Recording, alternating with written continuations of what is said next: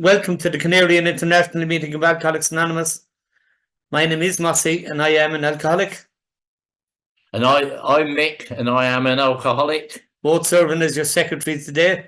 Please join me for a moment's silence to remember the still suffering alcoholic, both inside and outside this meeting. And Angie is going to read the preamble for us. Hi, Angie Alcoholic. Alcoholics Anonymous is a fellowship of men and women who share their experience, strength and hope with each other that they may solve their common problem and help others to recover from alcoholism. The only requirement for membership is an honest desire to stop drinking. AA has no dues or fees. It is not allied with any sect, denomination, politics, organisation or institution, does not wish to engage in any controversy, neither endorses nor opposes any causes. Our primary purpose is to stay sober and help other alcoholics to achieve sobriety. Thanks, Angie. A very warm welcome goes out to any newcomers or anyone returning to Alcoholics Anonymous. The chat is now disabled and until the end of the meeting, except for the meeting host. If you feel the meeting security is at risk at any time during the meeting, please private message one of the co-hosts so that they can check it out. We also suggest that if you are mindful about sharing your private information in the open chat pre and post meeting, and perhaps also consider sharing only your email address in the first instance instead of your phone number. Thanks, Mick. Our speaker today is Jane D. You're unmuted there, Jen. Jane, you know the story. You read your story, tell the inside and outside story of it, and stay talking as long as you like. Okay. There's no timer on you. Thanks a million, Jane, and it is being recorded. Okay. Thanks, Mossy. Hi, everyone. My name is Jane, and I'm an alcoholic. All right. Yeah, so I'm also the student of life on page 319. For at least for now, the 5th edition of the big book is in progress. And a lot of people ask me, how do I feel about that? Do I hope that my story would be carried over into that edition? And I can honestly say that I am so grateful for having had the opportunity to tell my story to people I probably I've not even met, that I would really be very happy if my story were replaced with another story, a new one, the Spirit of Rotation. It has been an amazing gift and I'm very, very grateful for it. But it has also been over 20 years. This book came out in 2001 and I wrote my story in February of 1998. And my sobriety date is December 30th, 1991. And I got sober when I was 26 years old, and I'll let you guys do the math. I live outside of Philadelphia. I have my whole life lived in this area. And I heard about the grapevine, my grapevine rep from my home group was Women's Honesty in Feasterville, Pennsylvania. And she said that they were looking for stories for a 4th edition of the big book. And I had about 6 years sober then. And I thought, oh, that sounds like a great idea. I would love to write it out just as healing, catharsis, just something that would feel good. So at that time, I had one of those little like IBM, really thin, putty colored tower computers. The screen was about this big. And when I typed, the letters came up in green font. And that was my first computer. And I typed my story on that. I printed it out on a dot matrix printer. And then the next day I did some editing, just read through it again, made a couple changes, printed it out again, and sent it off and forgot all about it. And it was a very very satisfying feeling to write it out and feel good about it. It wasn't until a few years later that I read in the grapevine that they were about to choose the last. The numbers are not going to be right, but the basic idea was there were about 40 stories. They were down to 40 stories. They were going to take half of them And I thought, oh, that's right. I sent my story off a while ago, like a lot, like years, and I had moved. My forwarding address would not be, they wouldn't forward anything. So I felt like an idiot, but I emailed the editor of the Grapevine and said, I know that this is a really silly, and I feel very foolish, but I don't want to regret anything or wonder. I sent my story in and my contact information has all changed and it won't be forwarded. And I got an email about 40 minutes later from a woman, I think her name was, it was Valerie or Victoria, something like that with a V. And she was the chairperson of the GSO Literature Committee. And she said, your story is still under consideration. So please send your contact information, your updated contact information. And I was like, oh my gosh, oh my God. I was overwhelmed. My husband was who's also in recovery. They're both very excited. They let me know about when they would make their decision. So I was watching my mailbox at that point. I was expecting, a package of my story printed out with, red letter edits or blue pen edits or whatever they do. And then I would have to initial them, any changes that they made. And so when a business envelope showed up that was very thin, and light, I figured, well, I guess they didn't take my story. Thankfully, I opened the envelope. There were 2 pieces of paper in it. And the first piece of paper said, we want to use your story. And the second piece of paper said, sign it over.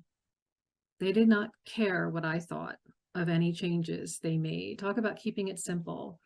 And you know what? It made it really easy for me too. Just, all right, here you go. They wanted to know if the Grapevine owned my story, because apparently they're 2 separate things, the Grapevine and GSO. And so no, it's all yours. So they took it.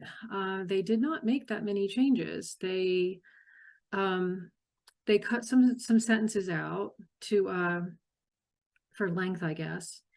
And they corrected some incredibly embarrassing grammatical errors and misspellings. But otherwise, and it's not the same title. That's not what I called it. But the first thing I saw when I saw Student of Life, all I thought was SOL, which in the US means, shit out of luck. Sorry for the rough language there, but that's what Americans think of when they see SOL. Anyway, so I was absolutely floored, absolutely thrilled. I had a person I call my mean sponsor at the time. She was, even at that time, in 2001 is when I found out, 2001 is when I found out. And she had 30 years back then, and she got sober in Akron. And I said, look, I really am nervous about this. I don't want anyone to put me on a pedestal or think I'm some kind of AA guru or something. And she said, and why would anyone do that? Because you write well? And that was the dish rag in the face that I needed. That yes, the literature committee was trying to reach as much of a diverse group as possible, trying to get more women, trying to get more diversity in the stories. So I must be a garden variety drunk. And I just told it well, that's all. And I'm still so unbelievably grateful for that.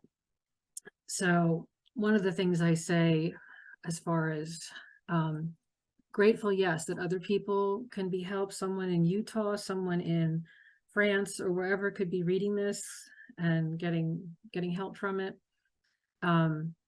But one of the things for me, since I came in at 26, which at the time in the early 90s was still fairly young,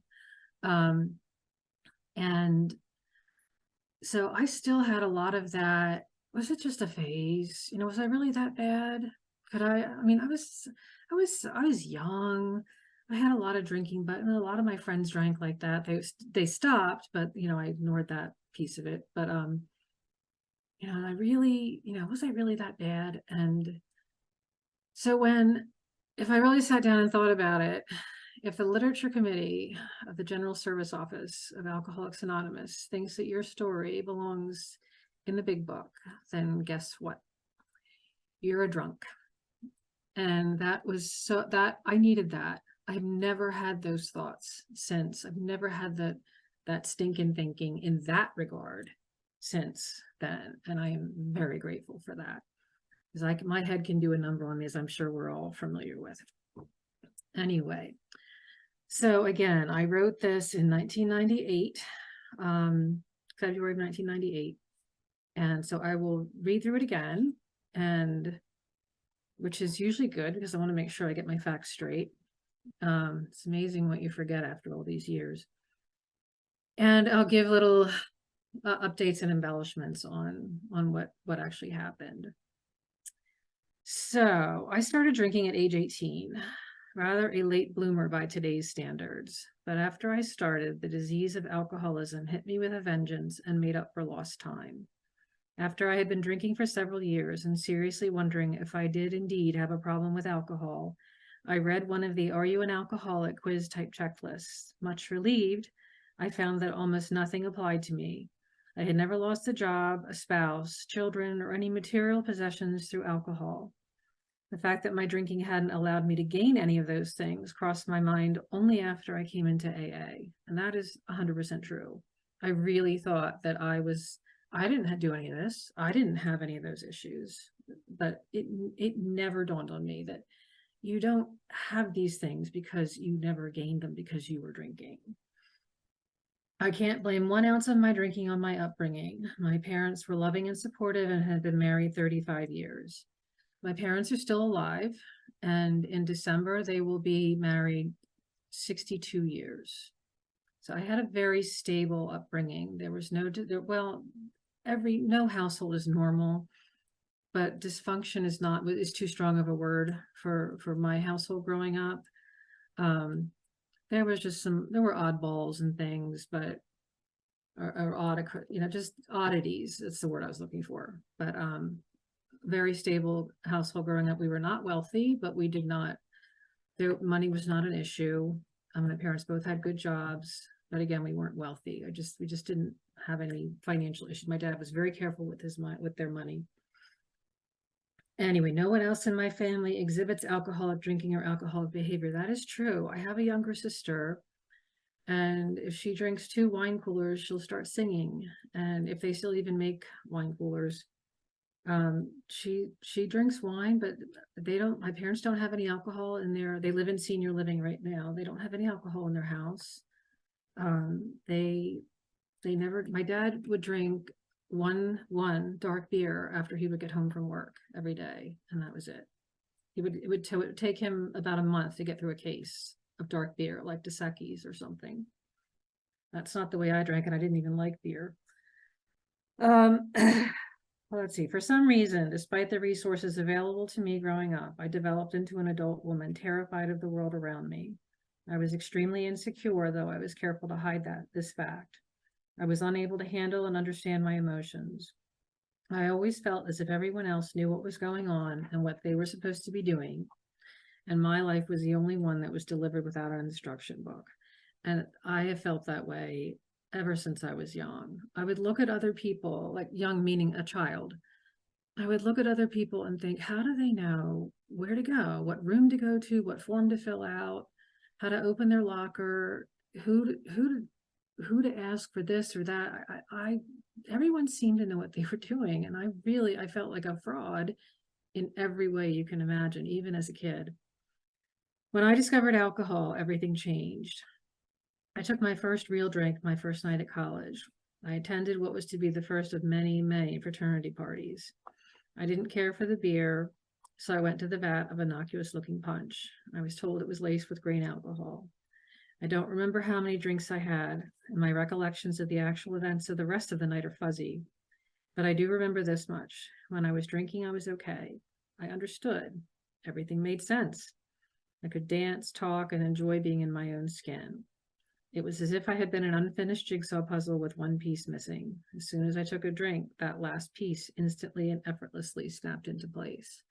If I could change anything in here, I would say there were a few pieces missing. There were several pieces missing, but the point is the same. Alcohol made me feel like I finally had the instruction book. It made me finally feel like I knew what to do. like everybody else did. Saying that it made me feel whole is a trite phrase, but that it did. It made me feel like I was right. I had just felt so wrong and so off. And it just made me, everything just all of a sudden fit into place. I don't remember getting home that night, and I woke up the next morning completely dressed and in full makeup and alone, thank goodness. I was sick as a dog, but I managed to crawl into the shower and prepare for my first college class. I sat through the entire class, pleading with my eyes to the professor to let us out early. He kept us to the bell, and when it rang, I flew into the women's room, crashed into the first stall, and threw everything up. The insanity of the disease had already manifested itself. I recall thinking as I knelt retching in the stall that this was fantastic. Life was great. I had finally found the answer: alcohol. Yes, I overdid it the night before, but I was new to this game. I only had to learn how to drink right, and I was set. And there's a line that I think it's on page, I've got a big book right in front of me. How about that? Page 30 or page 50, where they say, I guess page 30, then it's not 50. The idea that somehow and someday he will control and enjoy his drinking is the great obsession of every abnormal drinker. To me, it was more than that. It was that, yes, but I wanted that feeling again. I wanted that feeling of feeling right and feeling whole.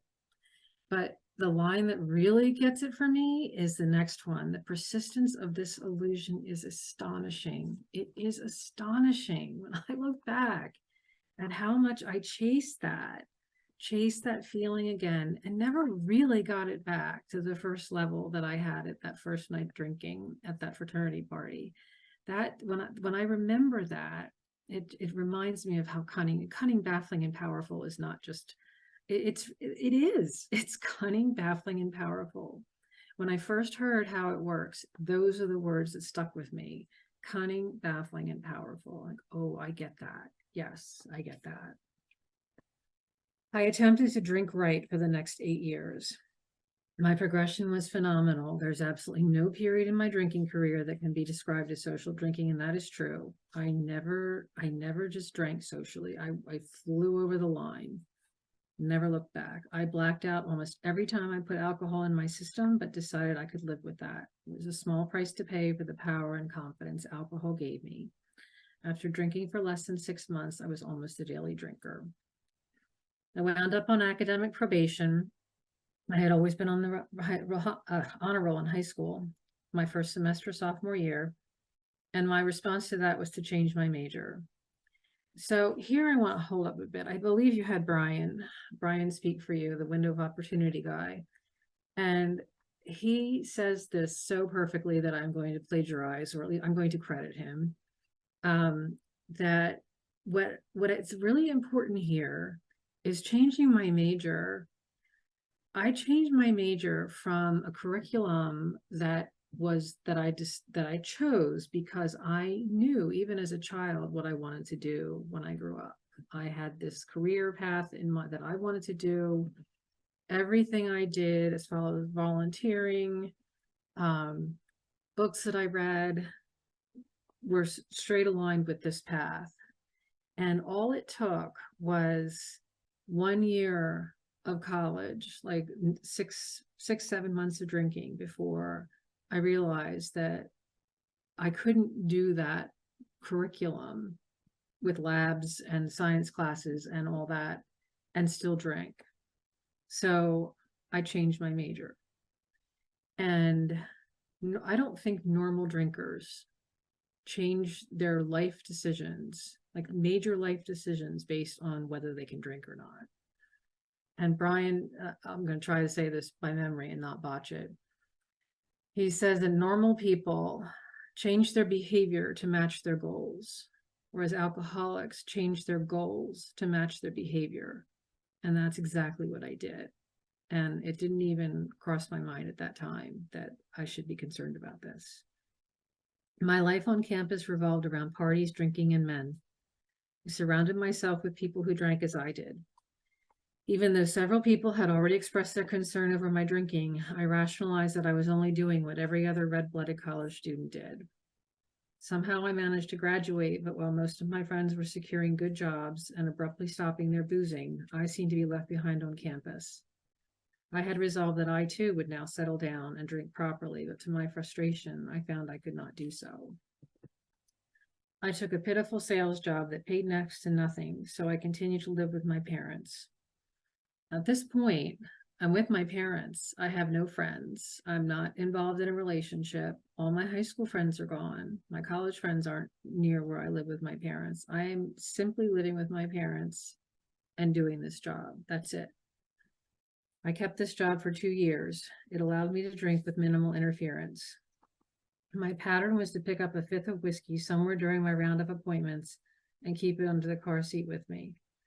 When I got home in the evening, I drank at least half the fifth in front of the television set and watched reruns until I passed out. And I did this every night by myself for almost 2 years. I had become a daily isolated drinker and was starting to get a little nervous. So what I used to watch, and I'm not sure if the show will mean anything to people, but it was Columbo. And it was part of a murder mystery late night television. Columbo was a rumpled old detective from Los Angeles Police Department TV show. Peter Falk played him. And I just loved that show. And I wrote that in here. I wrote that I watched old Columbo reruns until I passed out. And they took it out. They didn't see it's not there. And one of my friends, when the story was published, she really had a resentment that they took out Columbo, that they took that out, and she spun over to someone else's story and said, "Look, they left MASH in. They left the reference to MASH in this guy's story. Why'd they take out Columbo? I don't know. I don't really care. It's not my this is it's sort of a not let it go. What's really important? First things first. This is not a first thing." And that friend, unfortunately, is no longer in this program. But anyway, that wasn't the point I was trying to make. But I did think it was odd that they took it out. But whatever. My behavior at this point was textbook. I was stashing bottles all over the house, sneaking drinks from my parents' small supply when I ran out, rationing the number of bottles I threw away at a time so trash bags wouldn't clink, and refilling my parents' vodka and gin bottles with water, and so on. I had resorted to videotaping my favorite reruns while I was watching them because I always blacked out before the ending. So I had it's VHS. This is back, late 80s. VHS, and it was one of those VHS not a cabinet, it's a shelf that you stick up on the wall, and all the tapes with all these Columbos on the back of these tapes. So I had this. It was portable, but it was big. It was heavy, but I had it. About this time, the TV movie My Name is Bill W., about the co-founder of AA, was aired. Intrigued, I sat down with my whiskey and soda bottles to watch it. When Bill whipped out a flask in the car to bolster himself before a visit with his father-in-law, I heaved a sigh of relief. Oh, I'm not that bad, I thought to myself. I then proceeded to get drunk and black out. I don't remember any more of the movie. Since I've written this, we all know that we can get anything on any streaming service or DVDs you could buy anywhere. So I have purchased this movie, My Name is Bill W., and I've watched it several times, and it's really wonderful. My parents were at a total loss. I was going nowhere, and I was irritable and hostile. Since they had no experience with alcohol, they had no idea what was wrong with me or what to do about it, and neither did I. I knew I drank too much and that my life was miserable, but I never made the connection between those two conditions. My parents made the only suggestion that then made sense to them. They offered to help me financially if I wanted to go back to school. Seeing no other way out, I jumped at the opportunity. I spent 2 years in graduate school, 750 miles from home. So I went to the University of Illinois in Champaign-Urbana, which is where I was born. Actually, I was born in Champaign, Illinois. My parents met there. They were graduate students at the University of Illinois. So I felt like I was coming full circle. So surely this would fix everything. I can honestly say I know why they call it a geographical cure. for about 9 months, I was able to cut my drinking down sharply. I still drank almost every day, but not to the point of my usual stupors, and I didn't black out very often. And I did get, when I was out there in Illinois in this graduate program, I did have a reputation as a big drinker. And I would look at them like, you've got to be kidding. This is nothing. I'm not drinking anything right now. This is, well, I'm drinking, but I'm not drinking like I used to. I've cut back. I'm good. I was able to concentrate on my schoolwork that first year and make lots of friends. And I still am in contact with a lot of those friends. However, geographical cures are only temporary. Mine lasted a little less than a year. After about 10 months or so, I slowly started to slide back into my old patterns. Steadily, I worked my way back to the same quantities of whiskey I drank at home, and the blackouts returned. My grades started to drop, and my friends started to wonder. I even began watching reruns again. I had brought my homemade videotapes with me to school. Yes, I had brought that cabinet. That's why I was talking about that whole cabinet in my car, in the trunk, and brought it with me to school. Fortunately, I managed to graduate, but I had gone nowhere. So if this was a 2-year program, if it had been longer than that, I don't know if I would have made it, because it was like a ski slope. I was really shooting down back into my addiction to where it, as if I had like back to where I was, getting worse and worse. I managed to graduate, but I had gone nowhere. After graduation, I returned to my parents' house as I had been unsuccessful in securing a job. I was back. Back in my old bedroom, back to the same routine of drinking every evening until I passed out, and it was getting worse. I was starting earlier and earlier and consuming more and more liquor. I had no job, no friends. I saw no one but my parents. I was beyond frustration at this point. Hadn't I done everything that was expected of me? Hadn't I graduated from college and gone on to earn a master's degree? I had never gone to jail, crashed any cars, or got into any trouble like a real alcoholic would. When I was working, I never missed a day because of drinking. I never ran myself into debt, nor had I abused a spouse or children. Sure, I drank a lot, but I didn't have a problem. How could I when I hadn't done any of the things that prove you're an alcoholic? So what was the problem? All I really wanted was a decent job so I could be independent and productive. I could not understand why life just wouldn't cut me a break. And that is really what I thought. I just want a good job and I'll work hard. I just need a good job. I was watching my friends get married, have real jobs, like my friends from college, where I thought they drank like I did, but I guess not.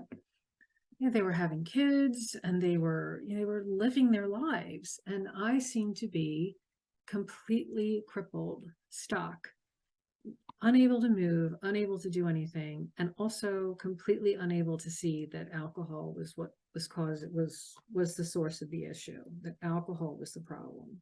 Could not see that, did not want to see that, obviously. I did odd projects around the house for my parents to earn my keep until I took a job with a local entrepreneur. The job did not offer much opportunity for advancement, nor did it pay very well, but it got me out of the house, got me out of my parents' house. I couldn't move. I was still living with them, but it got me out of the house for the day. And it was challenging in many ways, and it sure was. It was basically a guy who was, he was a free spirit, if you want to call him that, got high on pot every afternoon. And I had no interest in that. I was completely loyal to my one true love, which was alcohol. But he designed accessories for the action sports market, which was just starting back then. The skateboarding, snowboarding, the extreme sports. And he would design jewelry, keychains, stuff that they wear on their belts and boots and things and put on their equipment. So he would go up to New York and talk to vendors up there for supplies, and I would simply run his business. And it was very challenging because it was very active for such a small business. And he's still in business today and he's doing well. It's a small business, but he's doing well. At this point, I was in a vicious battle to control my drinking. I knew that if I took only one drink, I'd lose complete control and drink until I passed out. That was the only thing I understood when I came into the rooms. It's the first drink that gets you drunk. I was like, duh. Yeah, I knew that. I got that. Everything else, nothing, made no sense. Easy does it, first things first, one day at a time, completely over my head, made no sense. But I knew it was the first drink that got me drunk, and I'm grateful for that. I don't know, that just clicked with me. I knew that before I even came in. Nevertheless, I tried day after day to beat this obsession with alcohol. Before I came into the rooms, even though I knew it was the first drink, I would still try to, that's what I meant in that sentence. I tried to beat it, and I never beat it. Once I kicked that craving off, I was a goner. I picked up a half-gallon of whiskey one day after work, drank over a third of it in less than 4 hours that same night. I was so sick the next day, but I made it to work. When I got home from work, I sat on my parents' sofa, and I knew I would start working on the half-gallon again, despite the fact that I was still very ill from the night before. I also knew that I did not want to drink. Sitting on that sofa, I realized that the old "I could stop if I wanted to, I just don't want to" didn't apply here, because I did not want to drink. I watched myself get up off the sofa and pour myself a drink. When I sat back down on the sofa, I started to cry. My denial had cracked. I believe I hit bottom that night, but I didn't know it then. I just thought I was insane. And I proceeded to finish the half-gallon, which I did. 6 months later, my boss flew me to California for a trade show. I hated working the shows, but I loved to travel, so I went. I was extremely nervous about this trip because my boss liked to party, and we were flying in a guy our age from Hawaii to work the show with us. At this point, I had managed to hold together 31 days without a drink, and I was terrified I would give in to the temptation of being on an all-expense-paid trip in a fun city with 2 party animals. It had been very difficult for me to stay dry for 31 days. The obsession spoke to me every day. So I was scheduled to have surgery, and I had also done all this reading. I went to the library, took out all these books on alcoholism, because I figured if I learned, knowledge would fix it, just like, Bill W. says in our literature, that's something that we tried and failed. And I knew that anything medical, like a major surgery, that had to be done. And so I talked to my doctor about my drinking, and he said, well, it'll come up on the blood tests or whatever if there's an issue. And that scared me dry. It made me get dry because I needed, this surgery had to happen. I had absolutely no intention of staying sober after the surgery. I was trying to stay dry to get through the surgery, and then I would start drinking again. But that's why I was 31 days dry.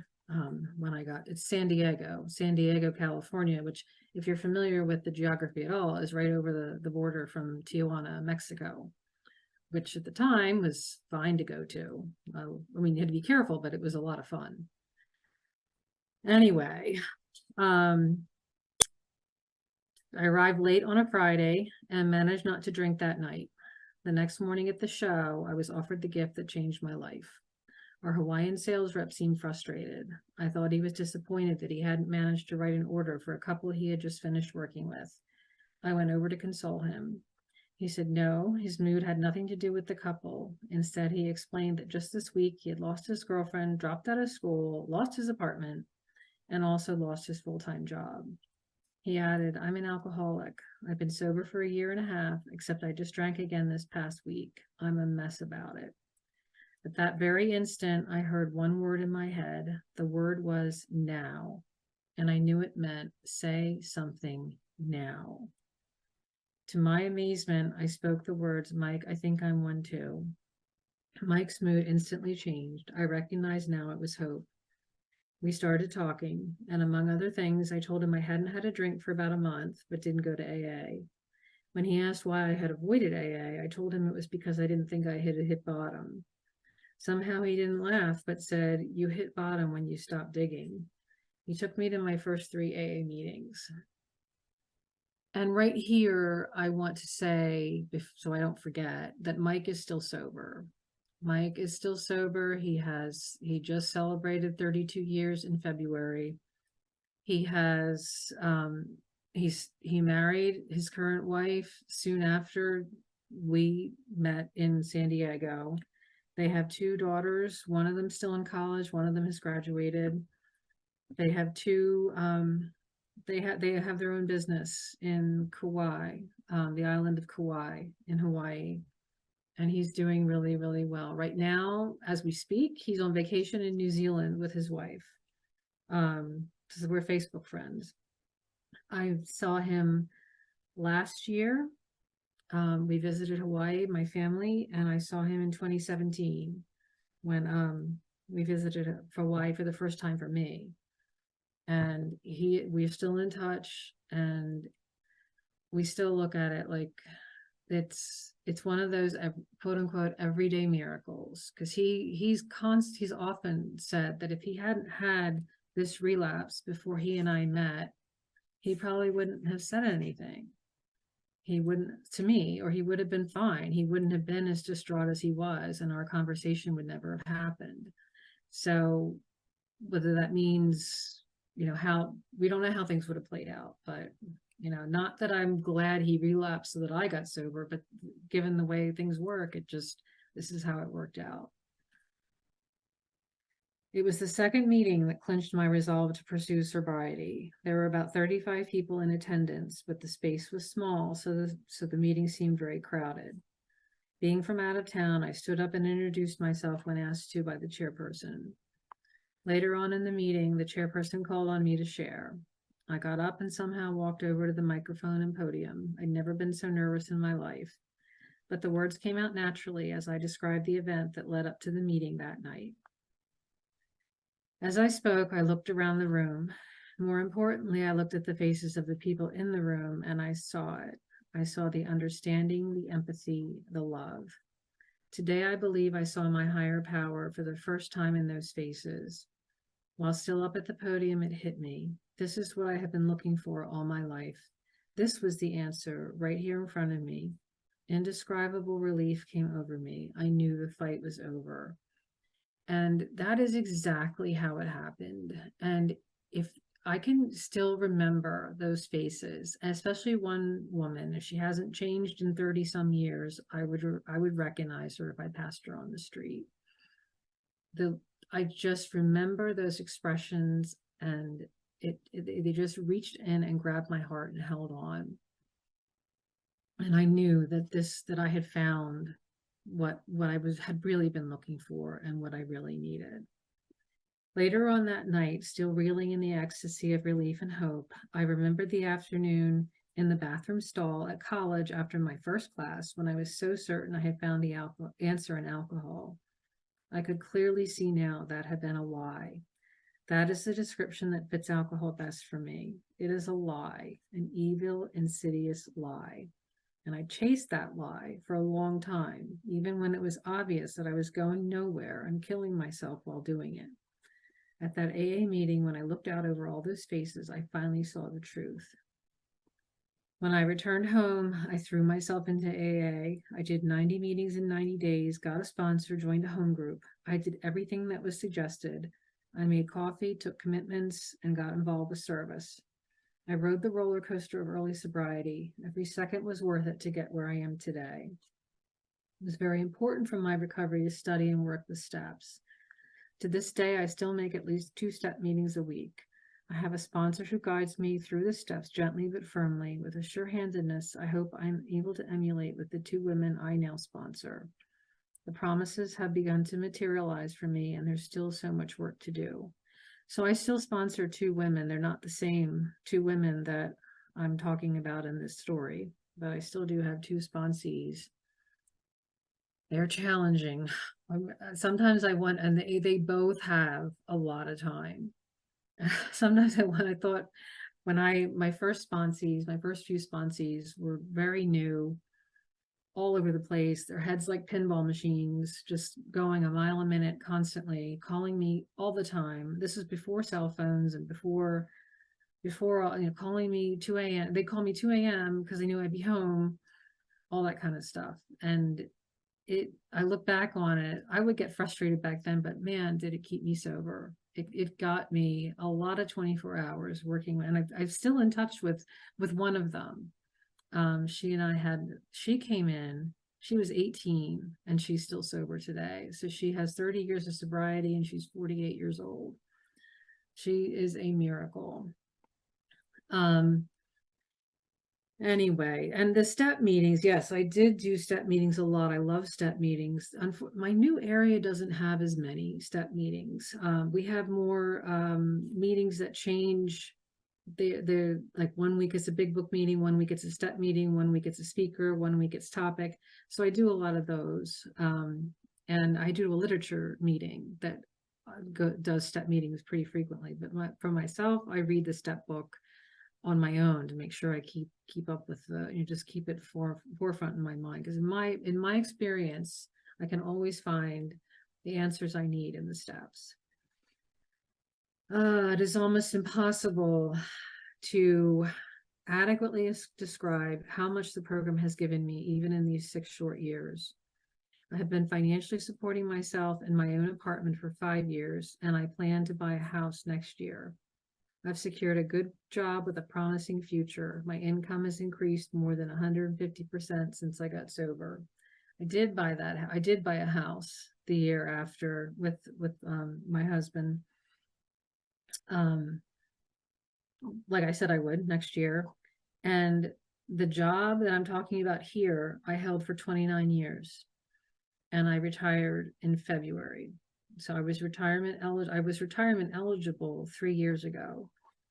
And I have been able to retire now at 58 and financially be not wealthy, but fine, secure. I can do that. I can do that now.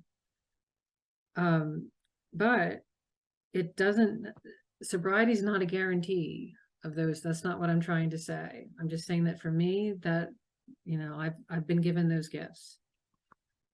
It's not a guarantee that everything's going to be great, and I will get to that in a second. Just as material losses are not necessary to indicate alcoholism, material gains are not the true indication of sobriety. The real rewards aren't material in nature.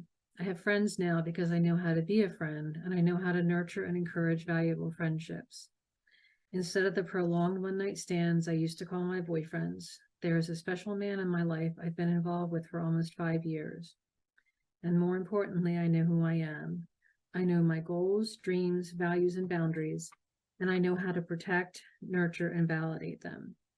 Those are the true rewards of sobriety, and they're what I was looking for all along. I am so grateful that my higher power stepped in to show me the way to the truth. I pray every day that I never turn my back on it. I came to AA in order to stop drinking, and what I received in return was my life. So this backing up a little bit, instead of the prolonged one-night stands I used to call my boyfriends, there's a special man in my life I've been involved with for almost 5 years. That was my husband. He and I got married. It took us a while. We didn't get married till we had been together for about 8 years. We got married in 2001. And we had, how they say, well, I don't know if you know, I had heard that if you get involved in a relationship in AA, it's like throwing Miracle-Gro on your character defects. And that was certainly the situation for us. He and I both had a lot of stuff to work on, a lot of issues, a lot of anger issues, and a lot of stuff. We bring a lot with us, especially usually. I mean, for me, I should say, I brought a lot of stuff into sobriety with me, and so did he. We worked through a lot of that. We worked through all, as much as we could. There were some years that were really tough, and we hit our stride, and things were really, really great. We have a daughter. She's now 18, and she is still asleep because it's only 2 o'clock in the afternoon in the US, and she's a teenager, so she's still asleep on Sunday. I digress. My husband, I felt like I had the world by the tail, and things were like like, yes, I know that sobriety doesn't guarantee these things, but wow, have I been fortunate? Have I been extremely fortunate? And I would thank my higher power constantly. Very fortunate. Then one evening, about 4.5 years ago, I could not wake my husband up from his afternoon nap. He had died in his sleep in our bed. Absolutely no warning. Massive heart attack. He seemed perfectly fine. I saw him before he went down to take his nap. He had walked up from the basement where his man cave was, and I was up in this room, my computer room. He had walked up, 2 flights of stairs. He seemed fine. And he went to take a nap, and that was it. That was the last time I spoke to him. And that was hard. That was 4.5 years, and I still miss him terribly. And I miss him from my daughter. My daughter misses him. She was the apple of his eye. And I really thought I was losing my mind. I really thought my sanity was coming unmoored. Everything, nothing. I don't know how to explain it if you haven't been through it. It's just like your entire life, your entire path has just been hit with it's a nuclear wasteland. And yes, there are things that are familiar, people, your job, your home, everything looks familiar, but nothing makes sense. Nothing's aligned anymore. Nothing is cohesive. Everything's just, I can't even describe what my brain was like that first year. Recovering from that shock and recovering from losing him.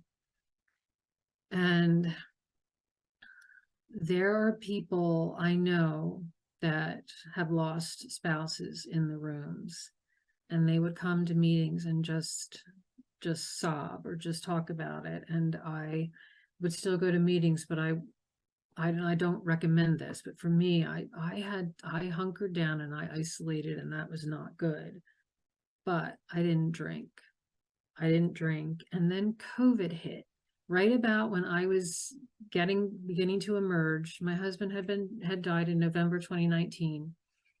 And right as I was feeling about ready to get back to the office and back to in-person meetings, well, they were all in person at that point, COVID hit. I was talking to my sponsor. I was talking to a lot of people in the program after he died. There's so much to do. There's so much to do. But, so then the Zoom meetings I could do. Zoom meetings were fine. I could do that. But for me, and what I kept hanging on to is even when I felt like everything was going great and my life, I had the world by the tail, I would look at people in the rooms who had lost children. I've seen people who've lost children to suicide, accidents, cancer, whatever, and they were staying sober. They were sharing about it. They were in pain. A lot of their kids had passed away years ago, but they had remained sober. And I saw that and I thought, my God, if they can do that, I can get through anything. So then when my husband died, I remembered those people, both men and women who had lost kids. And I remembered them. And I thought, if they can stay sober through losing their kids, I can stay sober through losing my husband. I can do this. And it wasn't even about this too shall pass. I did not want to hear that.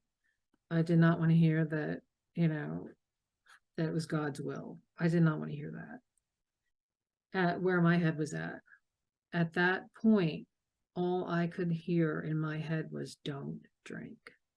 Don't drink. That was it. That was the level that I was capable of at that point. Don't drink, nothing else. Don't drink. And I did it. Of course there's no guarantees on tomorrow, but as of this point, that was enough.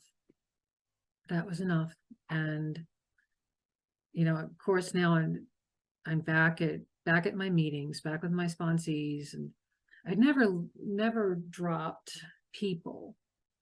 I was just sobbing uncontrollably, and whenever I would see anyone, and I just wasn't able to share, I wasn't able to.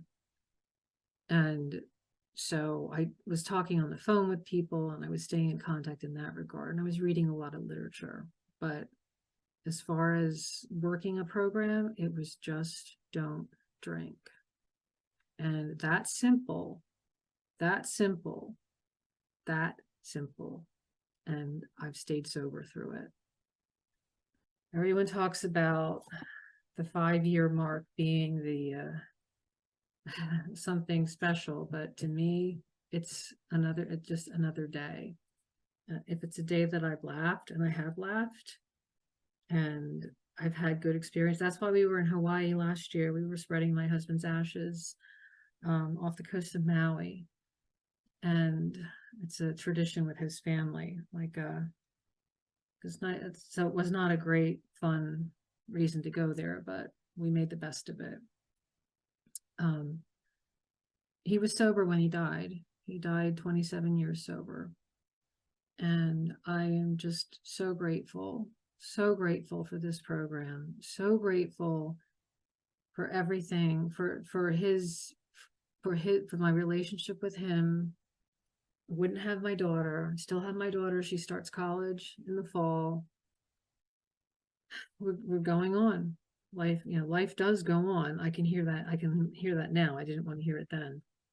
But there's no reason to drink.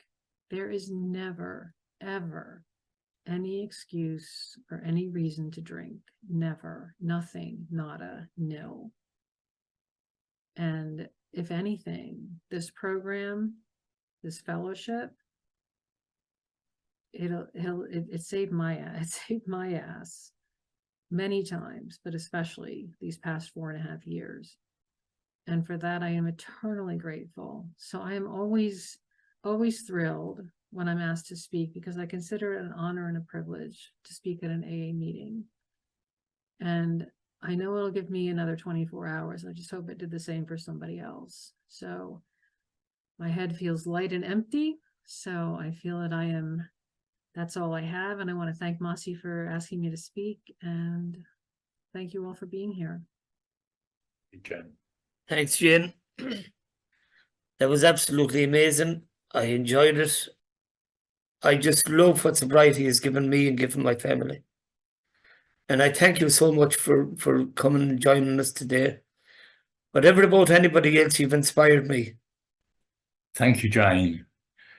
It's an honour to hear you.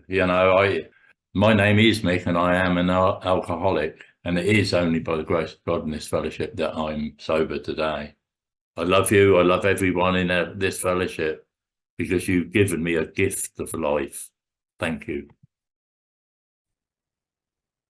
If you could lead us out with the serenity prayer again, Jane. Thank you. God, grant us the serenity to accept Things I cannot change, courage to change things things, and the wisdom to know the Back, your works. Thank you very much.